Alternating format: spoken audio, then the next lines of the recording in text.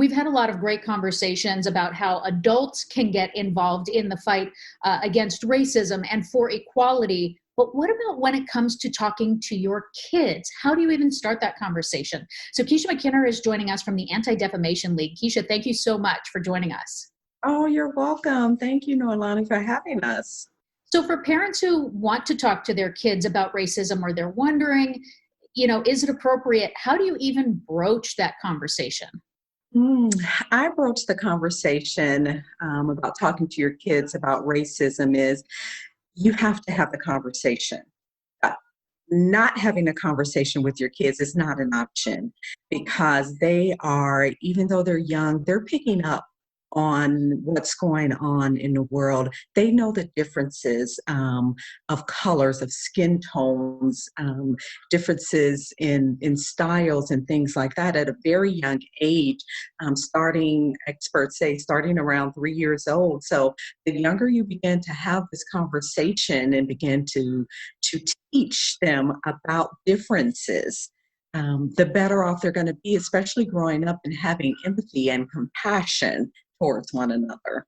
And that's important to know because there are parents out there who know that these conversations need to be had, but they're afraid of when to have them because they don't want to spoil that innocence that they perceive in their Mhm. kids, right? So Yes. you said as early as 3 they pick up on it. Is that when we start the conversation? And how do we kind of change it from a 3-year-old to a 6-year-old to a Hmm. teenager? Kids are inquisitive. They know more than we give them credit for. But when they're asking, you answer those questions on a level that they can understand it, but answer the questions. And then also be probing. Sometimes they'll ask questions and we want to ask them, well, what do you mean by that? And can you show me an example? And let conversations go from there when they're young, to when they get to be 6 years old or they get to be a preteen, the conversation may be a little different because their level of understanding, along with their vocabulary and everything else, is broadening. So you can have deeper conversations with them, but you want to start with the differences and the respect of one another, and loving of one another. What are some of the kind of key things that you want to point out to a teenager to help them through this and help them grow? Mm. Education. So the first thing for parents, having those conversations with those teenagers and even the younger kids, educate yourself on it. Sometimes those conversations are very uncomfortable to have because we're not sure we're at a point where we know enough to have those conversations.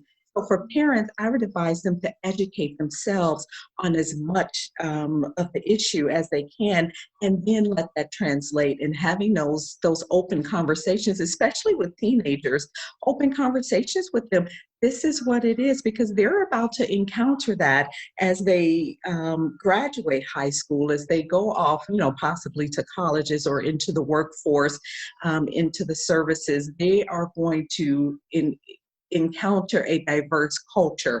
They may encounter racism. And so this is how you can be an ally to someone if you encounter that. This is what you can do if you yourself are experiencing racism, but have those open up conversations with them. And it all starts with educating us. Absolutely. These are tough enough conversations for adults to have sometimes, Ooh, especially if it's outside of your yes, wheelhouse. But your yes, kids are watching, and we all have to start yes, somewhere. Keisha, yes. great talking points and advice. So we really appreciate your time and your guidance. And if they want more information, they certainly can go onto our website at adl.org. If they log onto our education section, we have a slew of resources starting from kids, starting from Head Start on up to college age, if they want additional resources. But let's educate ourselves and let's have those conversations.